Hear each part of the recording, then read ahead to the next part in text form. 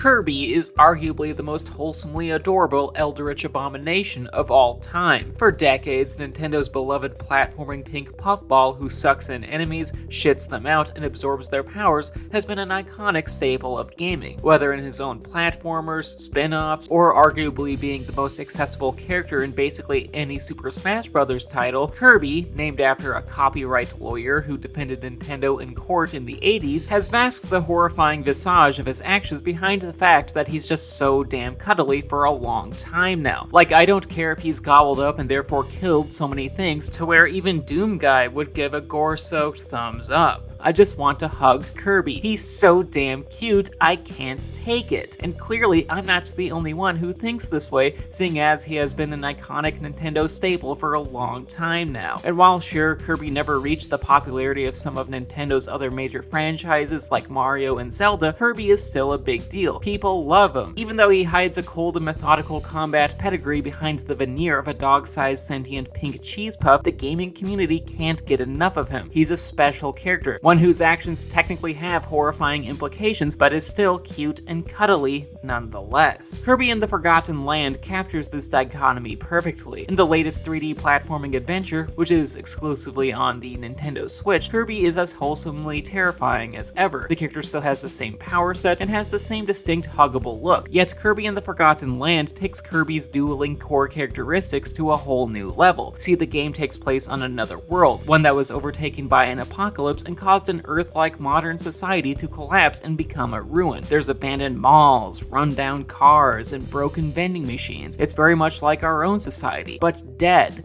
Very, very dead, which is admittedly a little depressing and takes me to the brink of my existential despair. But Kirby and the Forgotten Land is not meant to be horrifying or sad. The game is still a family-friendly Nintendo title to its core. In fact, the juxtaposition of Kirby, a lovely curvaceous pink dumpling, in this sad world alluding to a mass extinction is visually and thematically enthralling. After all, we are witnessing the aftermath of a societal downfall. Yet this is still a heartwarming and colorful adventure about Kirby and his friends, the Waddle Dees, being warped to an unknown land, and Kirby doing what he can to fight new adversaries and save the Waddle Dees. It is still a Kirby game. It's also a lot of fun. Speaking as someone who has never really played a solo Kirby outing before, and am about 2/3 of the way through the game, my impressions of Kirby and the Forgotten Land have been extremely positive. I find Kirby to be really unique in the platforming space. The character feels lighter compared to his competitors, his controls are more floaty because he can jump in the air a lot. There's a bigger emphasis on combat due to how Kirby has health and attains special abilities when he sucks a poor unsuspecting soul down his gullet, like sword attacks, bomb abilities, pistols, fire, ice, and etc. And the levels are very well designed. Like the rundown earth design makes for some interesting visuals and nifty ideas, like in how Kirby can suck things in like cars and vending machines and take them for a spin, which is adorable. And then there's the level design itself. All the stages are packed with collectibles like caged Waddle Dees, hidden objectives, and weapon blueprints that upgrade your abilities and such. It's all really good. Furthermore, the stages themselves are fairly multifaceted, featuring challenge rooms and puzzles and different big ideas using the stage's environment against the player. It's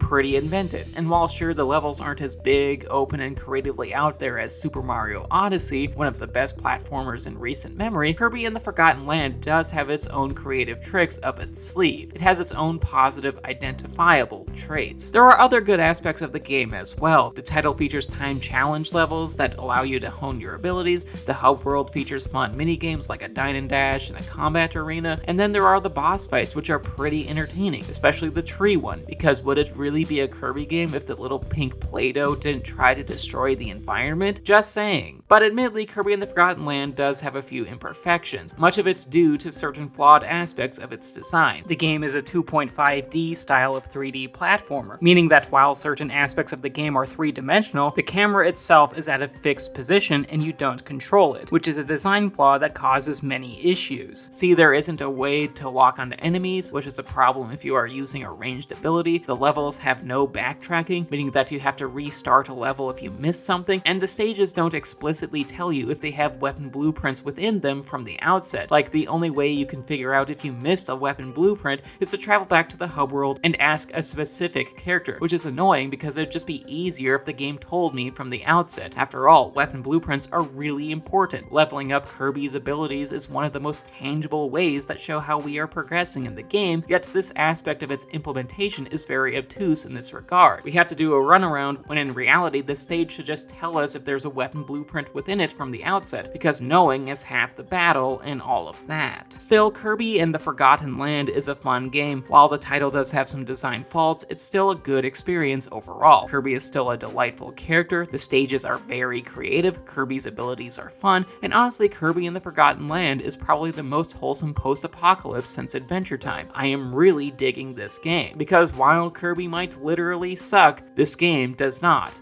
blow.